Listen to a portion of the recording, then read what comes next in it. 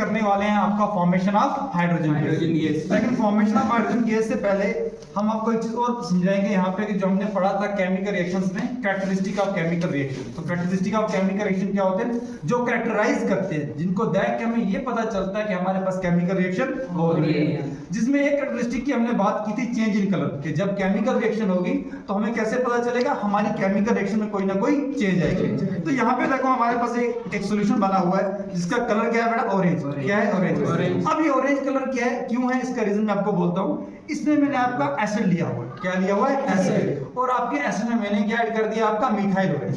क्या ऐड कर दिया? Methyl orange. अब ये मिथाइल ऑरेंज क्या है? मिथाइल ऑरेंज एक इंडिकेटर है हमारा। क्या है? इंडिकेटर। अब इंडिकेटर क्या होता है सर? इंडिकेटर वो सब्सटेंसेस होते हैं जो इंडिकेट करते हैं कि हमारा जो सब्सटेंस है या एसिडिक है या बेसिक। कैसे इंडिकेट करते हैं? अपने कलर को चेंज करके या अपनी स्मेल को चेंज करके। ठीक है। अब मिथाइल ऑरेंज इंडिकेटर जो है कौन सा देते हैं? इसमें आपका ये बेस, ठीक है। और एसिड में कौन सा कलर देते हैं? Red colour. ठीक है। तो यहाँ पे मिथाइल ऑरेंज डाला मैंने, इसका येलो कलर आ गया। दैट मींस यहाँ पे हमारे पास कौन सा सॉल्यूशन था? हमारे पास बेस। अब इस बेस में मैं क्या कर रहा हूँ? आपका थोड़ा सा एसिड ऐड कर रहा हूँ। क्या कर रहा हूँ? एसिड। इसमें मेरे पास एसिड है, ठीक है, तो मैं इसमें एसिड ऐड कर रहा हूँ। तो जैसे ही एसिड ऐड किया तो हमारा क्या कलर चेंज हो गया? तो कलर कैसा था पहले? ऑरेंज कलर था। अब कैसा कलर है? दैट मींस हमारे पास अब बेस से क्या बन गया? ये एसिड। ऐसा हुआ क्यों? क्योंकि बड़ा हमारे पास बेस थी, बेस में मैंने एसिड की कंसंट्रेशन ज्यादा डाल दी। तो एसिड ने पहले क्या किया? बेस को न्यूट्रलाइज किया। उसके बाद जो एक पॉजिटिव आयंस बच गए हमारे एसिड के, उसकी वजह से सॉल्यूशन एसिडिक हो गया और कलर क्या आ गया हमारे पास? रेड। तो यहां से हमें ये पता चला कि हमारी केमिकल रिएक्शन को कैरेक्टराइज करने के लिए एक फीचर हमारे पास कौन से? Change in colour. तो यहां से हमें ये क्लियर हो गया कि हमारे पास जो सॉल्यूशन है ये कौन सा है? हमारे पास एसिडिक है। और ये भी पता चल गया कि हां, कलर चेंज हमारी केमिकल रिएक्शन में होता है। अगर हम चाहें इसको फिर से हम क्या कर सकते हैं? ऑरेंज कलर में चेंज कर सकते हैं। हमारे पास सोडियम हाइड्रोक्साइड क्या है? सोडियम हाइड्रोक्साइड क्या है? बेस। अब जैसे ही बेस की कंसंट्रेशन ज्यादा होगी तो बेटा सॉल्यूशन हमारा एसिडिक से फिर से क्या बन जाएगा? बेस। अगर बेस बना तो कलर कौन सा आ जाएगा? ऑरेंज। इसमें बेस की कुछ पैलेट्स ऐड कर देता हूं।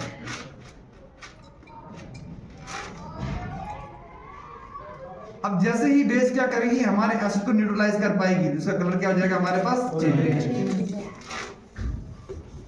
तो मैंने इसमें बेस ऐड कर दी तो क्या हमारा कलर चेंज हो गया? yes, फिर से कौन सा कलर आ गया हमारे पास? Orange colour. दैट मींस ये फिर से क्या बन गई? बेस। तो यहाँ से हमें पता चला कि चेंज इन कलर से पता चला कि हमारे पास केमिकल रिएक्शन हो रही है। एक और कैरेक्टरिस्टिक पढ़ा था हमने, that is change in temperature, कि हमारे पास टेंपरेचर भी चेंज होता है। तो एसिड बेस की जो रिएक्शन होती है बेटा, न्यूट्रलाइजेशन रिएक्शन, इससे कौन सी रिएक्शन होती है? एक्सोथर्मिक। तो आप नोट करोगे यहाँ पे क्या हो रहा है? हमारे पास टेंपरेचर भी हमारा क्या हो रहा है? चेंज हो रहा है, राइज हो रहा है। तो यहाँ से भी हम कैरेक्टराइज कर सकते हैं कि हमारी केमिकल रिएक्शन हो रही है। अब हमारा मेन प्रैक्टिकल क्या है? That is the formation of hydrogen gas. तो हम इनको साइड रख देते हैं। ये चीज सबको क्लियर होगी कि हम चेंजिंग कलर से कैसे पता कर सकते हैं केमिकल रिएक्शन। अब हमारा नेक्स्ट क्वेश्चन क्या है? Formation of hydrogen gas. तो हाइड्रोजन गैस बनाने के लिए हम क्या करेंगे बेटा? ये मेरा सॉल्यूशन बना के रखा है। ये सॉल्यूशन कौन सा है हमारे पास? डाइल्यूट सल्फ्यूरिक एसिड सॉल्यूशन है। कौन सा? डाइल्यूट। डाइल्यूट का मतलब है कि हमने इसको कंसंट्रेटेड सॉल्यूशन नहीं लिया, इसमें वाटर को ऐड किया हुआ है। वाटर को ऐड किया क्योंकि बेटा वाटर को जब आप एसिड को वाटर में डाइल्यूट करोगे तभी H पॉजिटिव रिलीज करेगा और हमारी रिएक्शन होगी। अगर डायरेक्टली आप एसिड के साथ रिएक्ट करवाओगे तो रिएक्शन हमारी नहीं होगी। तो मेटल किसके साथ रिएक्ट करते हैं? डाइल्यूट एसिड के साथ, नाइट्रिक एसिड के साथ। तो कौन सा एसिड है हमारा? Sulphuric acid. और हम सल्फ्यूरिक एसिड में किसको ऐड कर देंगे? जिंक कर देंगे। तो ये क्या है हमारे पास? जिंक। जिंक क्या है हमारे पास? एक मेटल। तो यहाँ पे हमने क्या कर दिया? अपने एसिड के सॉल्यूशन में जिंक को ऐड कर दिया। तो क्या दिख रहा है आपको यहाँ पे? आप थोड़ा आगे जाए। क्या दिख रहा है इसमें आपको? बबल्स दिख रहे हैं। हमारे पास क्या बन रहे हैं? इसमें बबल्स बन रहे हैं। ठीक है। ये जो बबल्स बन रहे हैं हमारे पास, ये बबल्स का मतलब है हमारे पास यहाँ पे क्या हो रहा है? गैस इवॉल्व हो रहा है। क्या हो रहा है? Gas evolve. तो हमने एक चीज और देखी थी हमने कि हमें एक और कैरेक्टरिस्टिक पढ़ा था, इवोल्यूशन ऑफ गैस। तो इवोल्यूशन ऑफ गैस से भी हम कैरेक्टराइज कर सकते हैं हमारी केमिकल रिएक्शन को, कोई केमिकल रिएक्शन हो रही है। तो यहाँ पे बबल बन रहे हैं, तो ये बबल किसका मतलब है? यहाँ पे क्या हो रहा है? गैस इवॉल्व हो रहा है। इस गैस की इवोल्यूशन से हमें ये पता चलेगा कि हमारी केमिकल रिएक्शन हो रही है।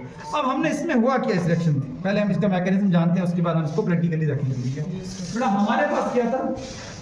जिंक मेटल को हमने किसके साथ रिएक्ट करवा दिया? सल्फ्यूरिक एसिड के साथ। अब जिंक की बात करें तो जिंक क्या हमारा मोर रिएक्टिव है देन हाइड्रोजन गैस। तो ये जिंक क्या करेगा, यहाँ से हाइड्रोजन को डिस्प्लेस कर देगा। जब डिस्प्लेस करेगा तो हमारे पास क्या बन जाएगा, हमारे पास एक तो बनेगा जिंक सल्फेट, क्या बनेगा हमारे पास जिंक सल्फेट, और उसके साथ क्या बनेगा हमारे पास हाइड्रोजन गैस। जिंक सल्फेट के साथ क्या बन रहा है यहाँ पे हमारे पास हाइड्रोजन गैस। ठीक है, अब जो हाइड्रोजन गैस बन रहा है उसी के आपको उसमें क्या नजर आ रहे थे, बबल नजर आ रहे थे। तो रिएक्शन कौन सी हुई हमारी, ये डिस्प्लेसमेंट। कौन सी रिएक्शन हुई, डिस्प्लेसमेंट। क्यों, क्योंकि हमारे जिंक ने क्या किया, हाइड्रोजन को डिस्प्लेस कर दिया। अब बबल से ये तो क्लियर हो गया हमें कि जो हमारा गैस बन रहा है क्या इसमें कोई ना कोई गैस बन रहा है, पर हमें कैसे कंफर्म ये गैस जो बन रहा है वो हमारे पास हाइड्रोजन ही गैस है। बबल द्वारा कोई भी गैस होगा वो सारे क्या देंगे, बबल्स ही देंगे। हमने ये कंफर्म करना है ये जो हमारा गैस बन रहा है ये कोई और गैस नहीं बल्कि कौन सा गैस है, हाइड्रोजन गैस। इसको कंफर्म करने के लिए हम क्या करेंगे, इसको इसके ग्रेव्स को फायर लाएंगे। इसके जब अगर फायर में जब इसको बर्न करोगे अगर ये पॉपअप साउंड देगा तो हमें कंफर्म हो जाएगा कि ये हमारे पास क्या है, हाइड्रोजन। क्योंकि हाइड्रोजन जब भी बर्न होता है वो किसके साथ बर्न होता है, पॉपअप साउंड। तो हम ट्राई करके देखते हैं कि हमारे पास पॉपअप साउंड देगा।